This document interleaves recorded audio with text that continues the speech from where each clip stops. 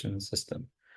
Now, we have understand the role of supervisory, why the supervisory thing is there, why we need there, and other is data acquisition system. So two things comes in SCADA. One is supervisory control, how to manage these devices, how to manage the EEPROMs. If something goes out, the supervisory control will come in and he will handle the situation. But those are the days that we talk about industrial standard 2.0. You know, now we are sitting in industrial 4.0 where things have been automated a lot. And now these supervisory control can be computerized by modern software. So if something is not been, something has not happened before and it's happening now and it needs to take control. So the automated, the AI based, algorithms will come in and they will control the situation. So, and so they can protect it. For the data acquisition, we need that supervisory control is receiving the data and he is passing that supervisory commands to that that PLC equipment. So, they can control the thing. Now, all the things like RTUs, and here we are seeing a big picture. We will explain it one by one, why firewalls are coming in, what is the WAN gateway, what's the role of firewall between the enterprise network and the control center, and the remote stations. The RTU thing that we discussed is, we are talking about a certain equipment in like very remote area of like in mountains, and you have to connect to them.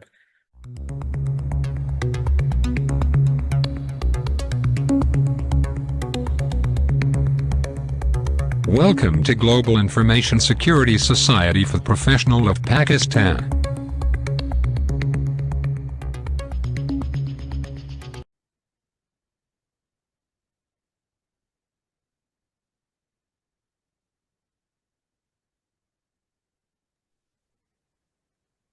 You can start now. Okay. Assalamu alaikum, all, and hi to all gentlemen. My name is Amir Siddiqui, as introduced by Shahzad Bhai, and once I would like to thank you, Shahzad Bhai, for providing this opportunity on the platform of GISPP, so we can share our common knowledge with our colleagues and people who are working outside Pakistan and inside Pakistan. My name is Amir Siddiqui. I've been working in Pakistan and Saudi Arabia, and recently I am in Muscat, Oman, and working for Oman airports. I have been with the banking industry quite a lot. I've worked with the retail sector and KSA as well. And now I am working with the Oman airports, where I'm getting exposure to both IT and OT security. This is one shot of my introduction.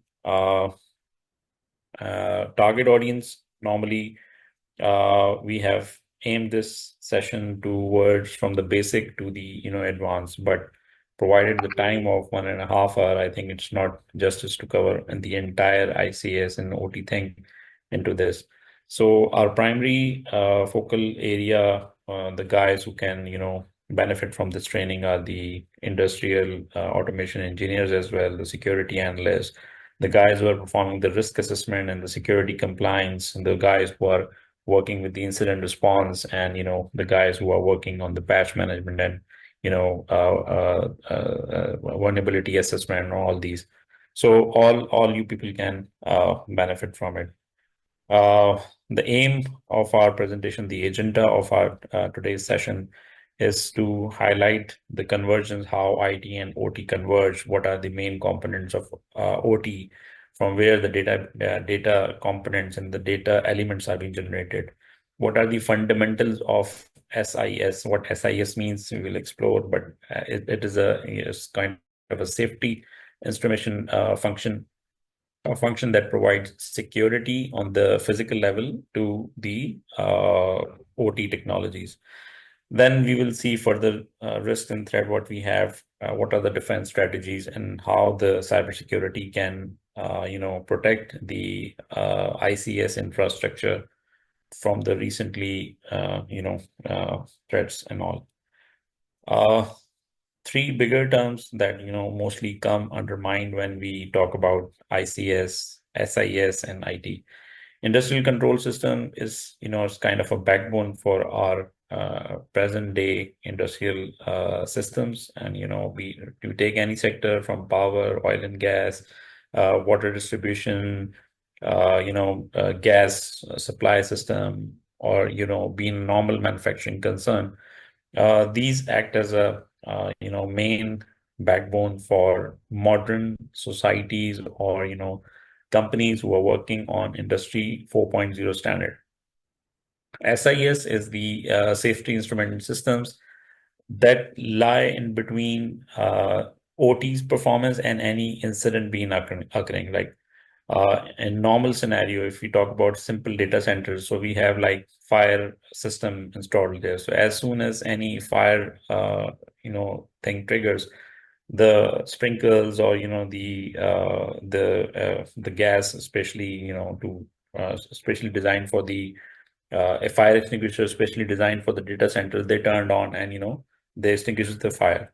So this is the single example of safety instrument systems. But when we go to the industrial scales, and definitely we have a lot of equipment working in parallel, and if any incident occurs, so they all stop, so they can protect the human life, or they can exaggerate, they can help to reduce the incident to get an exaggeration. IT OT convergence. These modern days, IT has evolved to the industrial scale as well. And if you talk about Industry 4.0, so a lot of IT involvement has gone around. These days, if you talk about, we have a lot of AI thing also getting into ICS environment, a lot of cloud thing also getting into ICS environment. So IT, OT, AI, cloud, they all now have summed up into something that we know as Industry 4.0. And lately, recently we have heard that most of the industries now, they are moving to Industry 5.0 as well. This is a simple narration on how industrial control systems work, how they are the backbone, and what this SIS provides the safety. Before we start and went into these, IT OT security thing, let us get back why we need this, why this industrial automation control systems, have such impact that, we need to focus on their security as well. So a lot of incident have been listed. I hope we remember it from the news as well. The one of the famous Stuxnet thing, and havocs that occurred in 2013, 2015 Ukraine power grid incident that happened, and it happened in between of like what Russia Ukraine escalation has been pondering around. 2017, after 2017, we have seen so much rise in these incidents, and in the 2019 one incident as well. There are occurring a lot of incidents that might have not, I have not documented it from, I have collected this information from this link, so I might have skipped it, but still, as we speak, if we search like threat intelligence platforms, so we will find a lot of OT related incidents that are presently happening now. So let's move to our core section, that is industrial control systems architecture.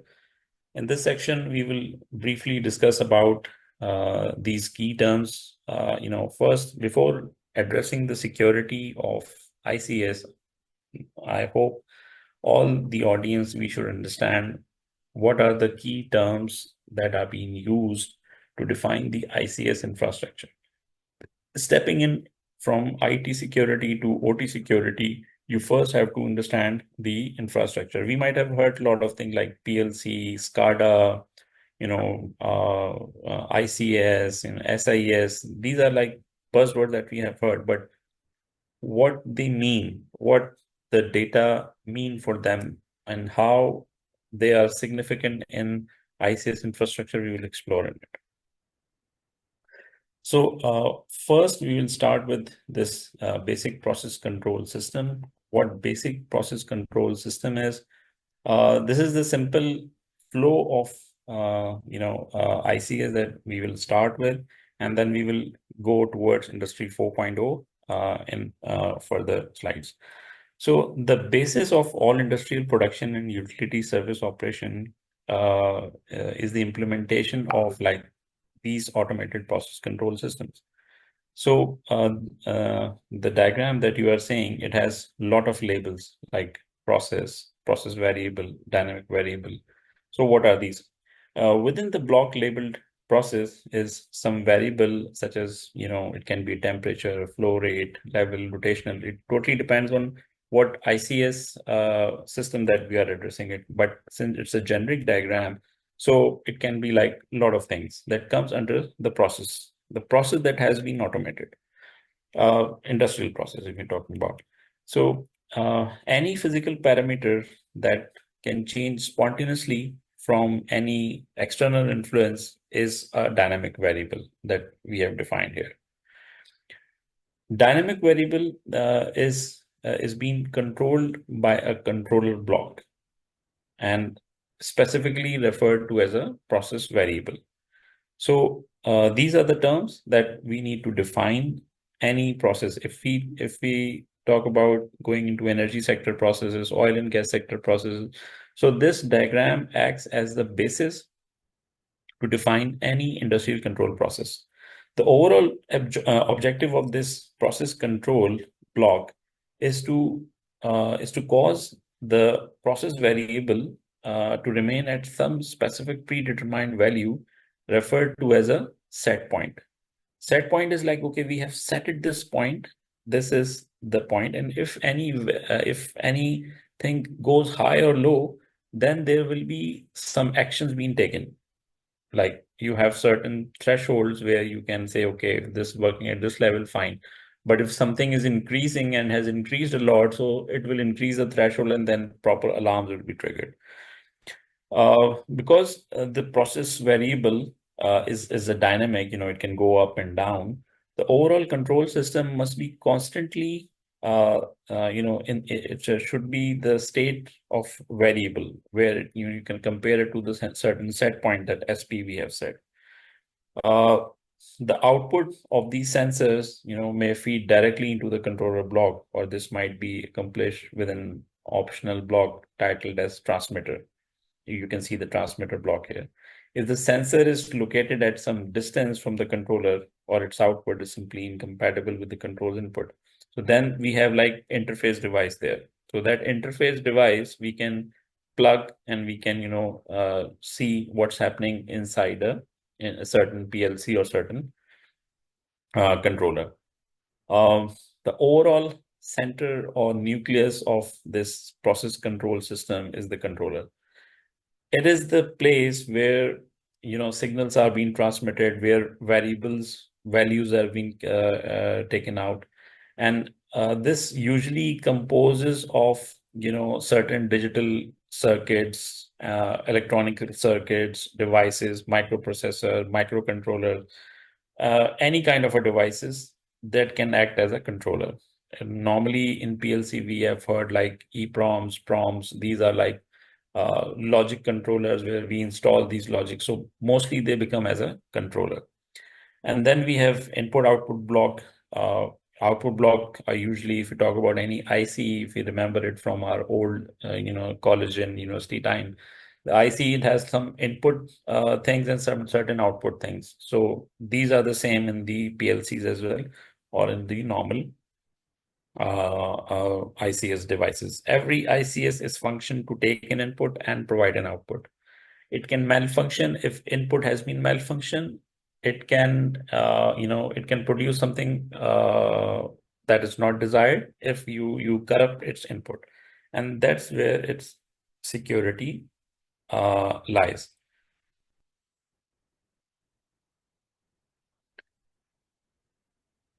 This is a typical, from this image, we have converted it to this normal PLC, what we know as a programmable logic controllers.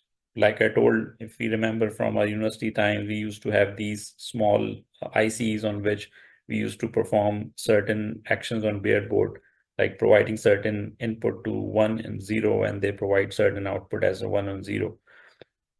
So PLCs are the same, but they have been designed into a circuit and they have been built into a circuit. So they can provide certain outputs, and they become part of like industry's main core components.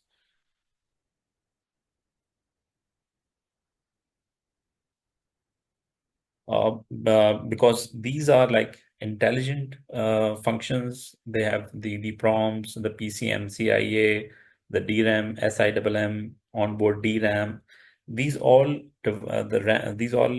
equipment have certain functions. So before providing any logical to take any logical output from the entire setup, we program them. We feed certain programming into them. There are programming languages that we install that EEPROM, and we copy that program onto certain EEPROM, and it's then installed into this industrial control system, so they can provide their basic input output procedures.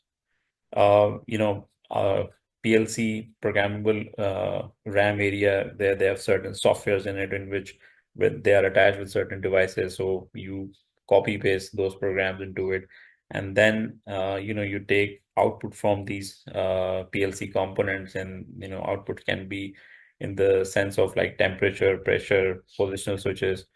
I hope we remember there are certain kits available in the market.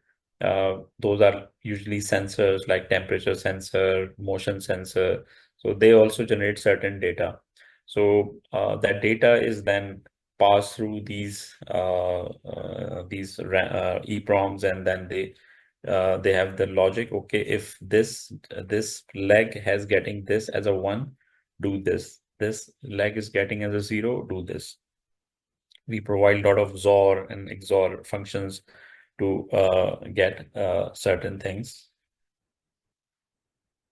These are remote telemetry units. How they work is in this slide. The basic function of remote telemetry units is that they usually have wireless installations around. This is something that you can manage from the far distance away. In the next picture, I will show you how we used to interact with that. So normally RTUs are small intelligent control units that are deployed on a selective locations within a process in a set of processes, and they gather data from different sensors like relay outputs and all that. Like PLC RTUs can employ digital or analog input sensor devices, which are designed to, catch certain things like voltage, pressure, light levels, flow rates, fluid levels, a lot of things that the certain processes or on the industrial scale are generating, and we need to collect these data. Normally, we understand the currents and voltages, the pressure is getting out. How these are collected, we have like separate devices for that. Most of us have seen temperature devices in data center. So if temperature raises up, it provides a certain value to that. So these RTUs, now we have a device, we have a sensor who is installed on a certain location that we cannot connect with a wire, just because of physical issues, or just because of providing low cabling around. So that we will install this RTU over there, and that RTU will send the signals to the PLC, so that PLC can receive it and translate into some logic and decide what to do.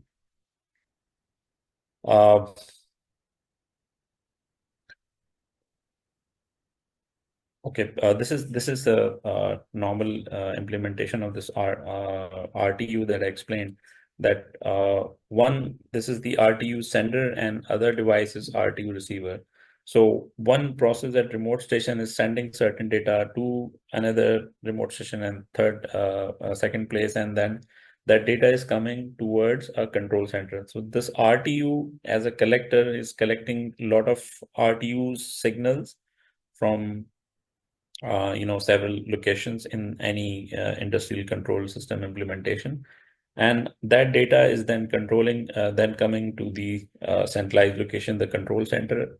Now, if they have to send any signal or any instruction from control center to the remote location, so they can send this through the remote station, and that it will go to that RTU device, and then RTU will perform certain action on that.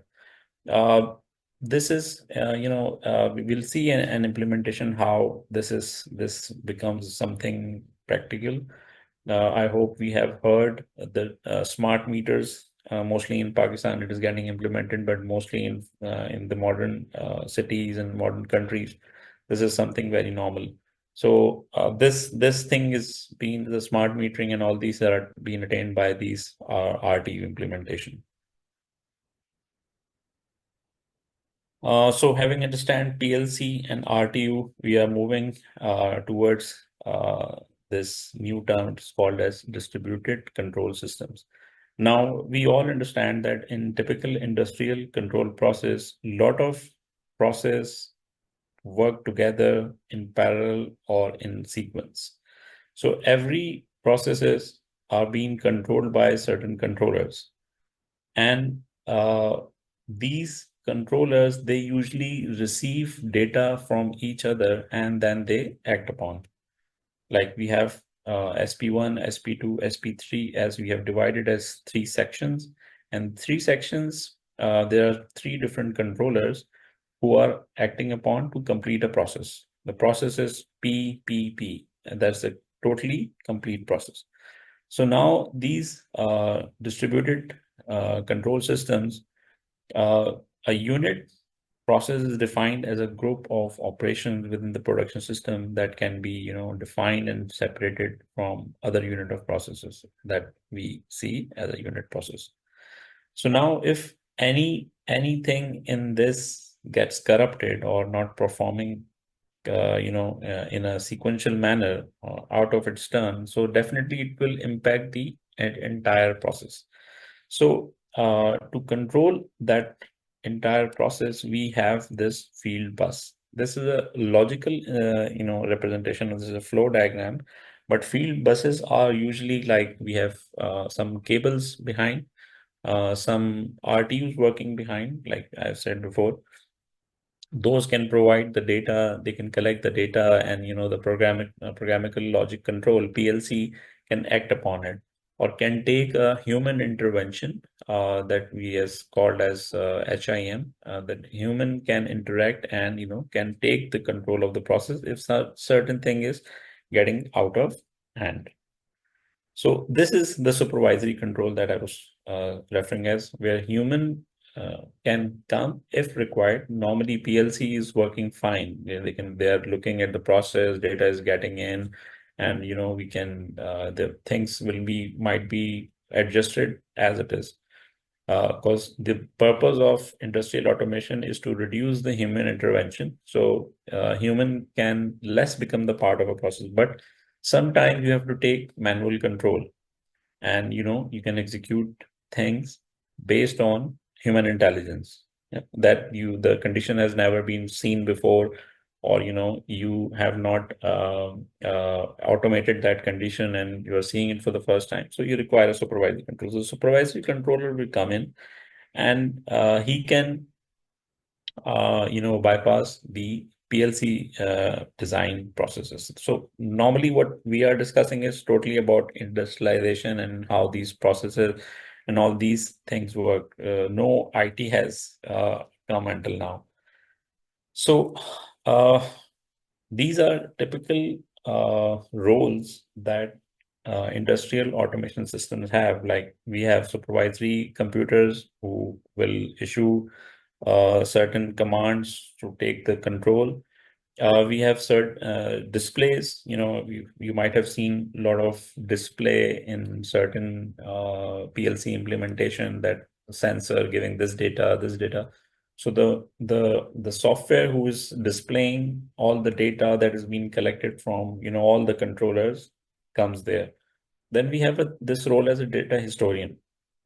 What is data historian? Data historian is a device, as definition has been listed, that contains a database that is used to collect and store process values for inspecting and processing. It is the kind of a log collector, what we understand from the SIEM implementation, the logs. So all what these devices cannot store logs. They are acting, and they're acting. They don't have any log storage kind of a thing.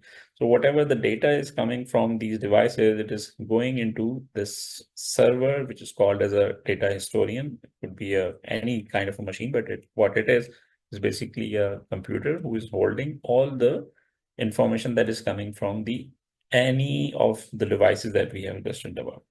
And then we have engineering workstations. So what engineering workstation? These are basically computers that are there to operate the current operations. They can sometimes reprogram the EPROMs as well if they find something being corrupted there. So these engineering workstation, they can program the devices that are running on the current devices, or they can, certain EPROM, it malfunctioned. Now it will be installed on. You will go to the device, you will take the EPROM out, you will install new EPROM, and then you will come into your engineering workstation and you will then send that code to that EPROM. The thing I said about, okay, when we install an EPROM, we need to install certain program to that. So for that, we need certain workstation. So these things, they are not being done from the supervisory computer, because the supervisory computer is real time, he's seeing the thing. Supervisory computer will detect, okay, this EPROM has turned faulty. He will send someone, that guy will go, switch off the device, take out the EPROM, install the new EPROM, then he will come and from the engineering workstation, they will then copy this entire data. So now we are coming into, we are moving from OT to IT. Now we have added a switch in between this ICS computers who are directly connected with these devices. And now we have an enterprise network. Enterprise network is the normal IT network, where we manage things normally, like computer, server, data center, printer, all these things. So this switch will sit in, and the purpose of involving this enterprise network is not to bypass these engineering stations, supervisory control, and all these devices. They will remain there because they are directly connected to these controllers. But through switch, we can connect to these computers, and we can update them. We can install softwares to them, whatever is being required for their purpose. Like, I have to retrieve data from this data historian, and I have thousands of locations who are working. So I need to collect all the data from all these devices. So I will collect the data from all the historians.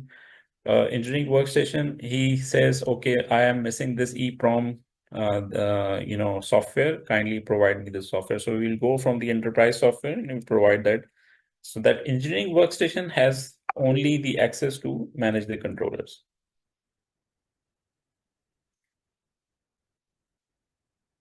Oh, okay.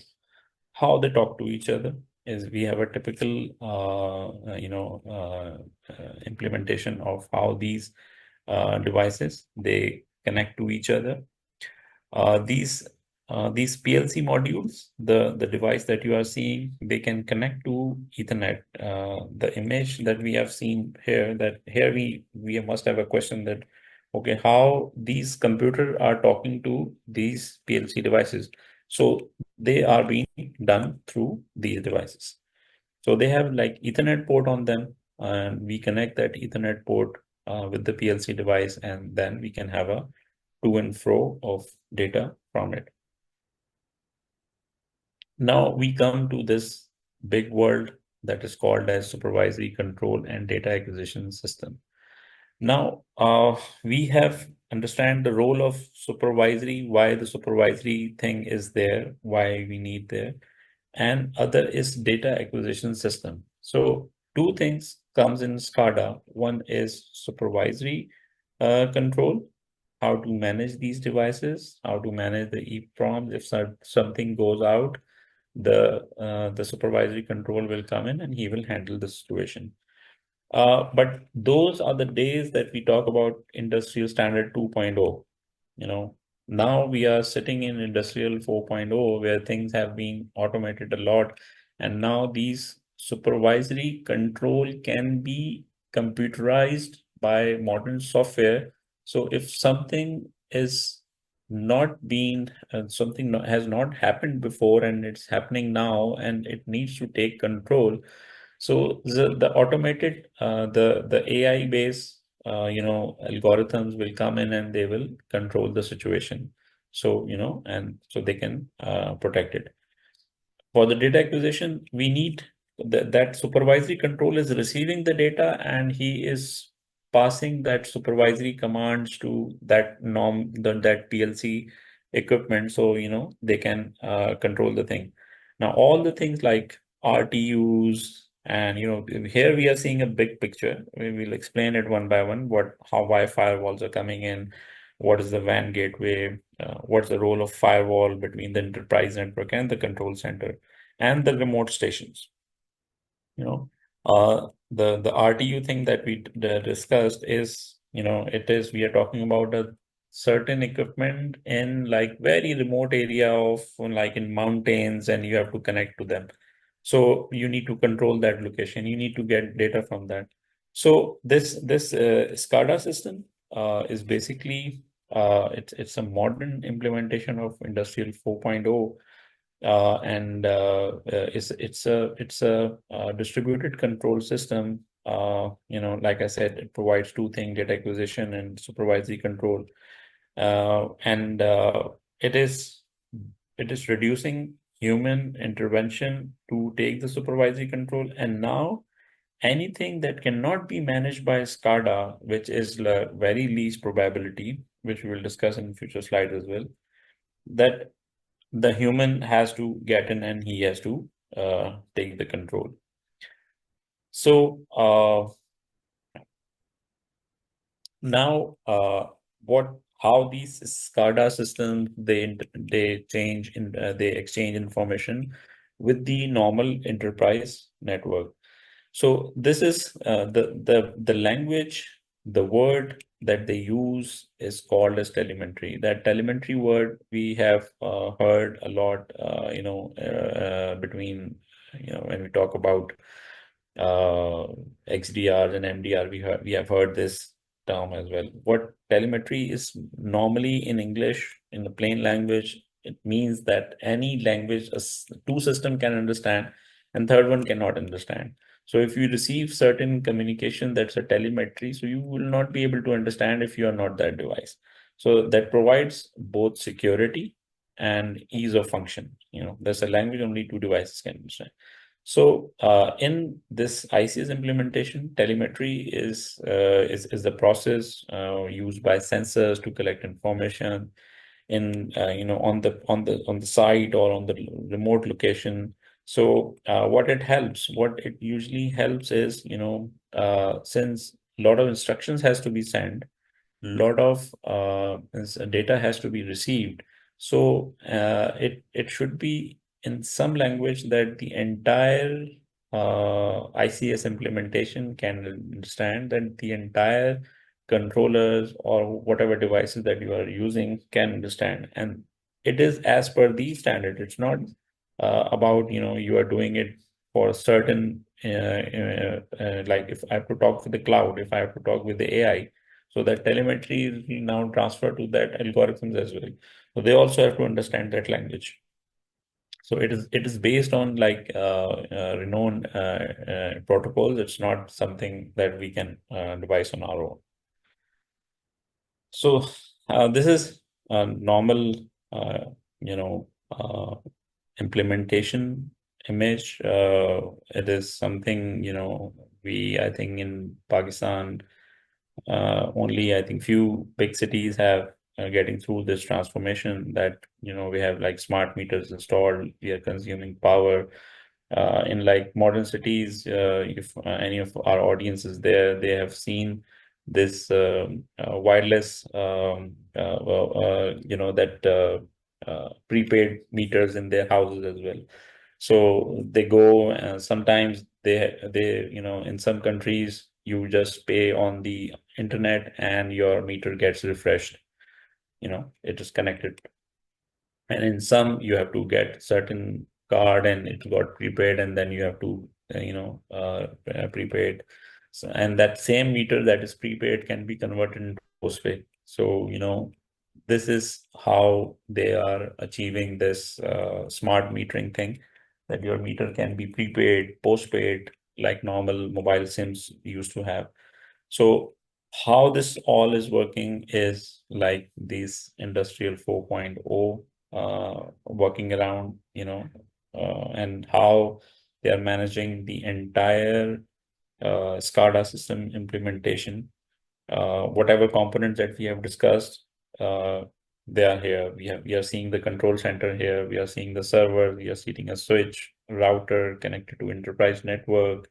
If you're sending certain complaint, that guy getting your complaint in a call center can fetch your meters data and can tell you what's the problem, that why you are having power issues, and he will send that ticket to this control center, or that control center will access your meter, and he will rectify the issue if something is happening, and then your power will be restored.